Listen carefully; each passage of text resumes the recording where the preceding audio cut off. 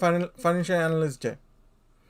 তো এখান থেকে আমরা বেশ কিছু রোডম্যাপ এবং এএমডি যে নেক্সট জেনারেশনের যে প্ল্যান আছে, এএমডি অনেক ইনফরমেশন রিলিজ করছে। তো তার মধ্যে আছে রাইজেনের 7000 সিরিজ, আরডিএনএ 3 আছে, এবং এএমডি তাদের নেক্সট সিপিইউ যে রোডম্যাপটা আছে ওটাও শো করছে। তো আমার মনে হয় অনেকের কাছে কিছু অনেক কিছু স্লাইড আছে। তো অনেক এটা আমরা কিন্তু আগের পডকাস্টেই কিন্তু আমরা 7000 নিয়ে আলোচনা করছি, অনেক ভাস্তি আলোচনা করছি। তো ওখানে কিন্তু আমরা প্রত্যেক থেকে সবকিছুই বলছি। রাইট।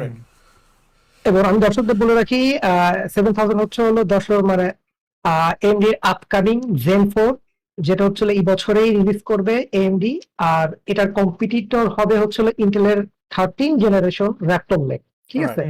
যেটা পারফরমেন্স আমরা কিন্তু আগের পডকাস্টে বলছি মোর অর লেস সিমিলার হবে। কেউ একটাতে ভালো হবে, কেউ এটাতে ভালো হবে, কেউ এটাতে খারাপ হবে, কেউ এটাতে খারাপ হবে, এরকম টাইপের পারফরমেন্স হবে।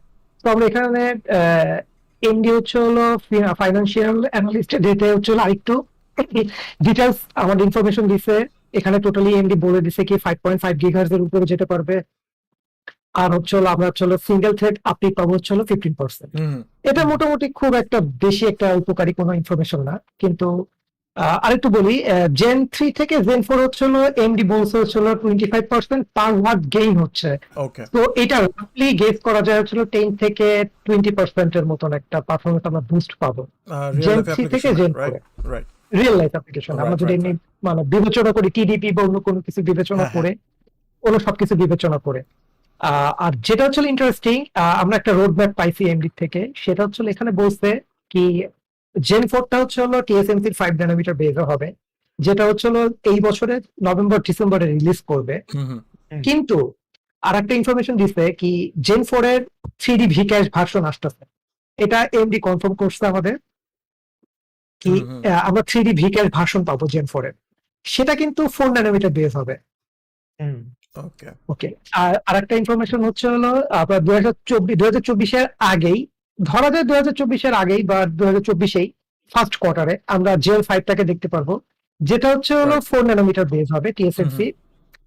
আবার জেন 5 এর হচ্ছে 3D ভিক্যাশ ভার্সন থাকবে। মানে এখন ইন্টেল বলি কি এএমডি কিন্তু প্রত্যেক জেনারেশন রিলিজ করবে এবং সেই জেনারেশনের একটা ভিক্যাশ ভার্সন রিলিজ করবে। আরেকটু বলে রাখা ভালো, ভিক্যাশ ভার্সনটা কিন্তু আসলে 6 কোরের ক্ষেত্রে প্রযোজ্য না। কারণ হচ্ছে 6 কোরের সিসিডি থাকে একটা, তো একটাকে ওরকম করে আসলে 3D ভিক্যাশটা ইন্টিগ্রেট করা এমডির পক্ষে একটু টাফ হয়ে যায়, আর একটা কস্টিং এর বিষয় চলে আসে। এর জন্য আসলে 6 কোরের প্রসেসর বাদ দিয়ে এমডি হচ্ছে 8 কোর বা তার উপরে এরপরেও যাবে। মানে আমরা 8 কোরের নিচে কোনো প্রসেসরে 3D ভিক্যাশ দেখতে পাবো না। আরেকটা হচ্ছে ইন্টারেস্টিং, সেটা হচ্ছে এমডি হচ্ছে আমরা এই স্লাইডে দেখতে পাচ্ছি কি এমডি হচ্ছে 2023 সালে জেন 4 বেস থ্রেডরিপার রিলিজ করবে। এটা একটা খুব ভালো একটা নিউজ আমাদের জন্য, এইচডিটি প্ল্যাটফর্মের জন্য। থ্রেডরিপার রিলিজ করবে জেন 4 এর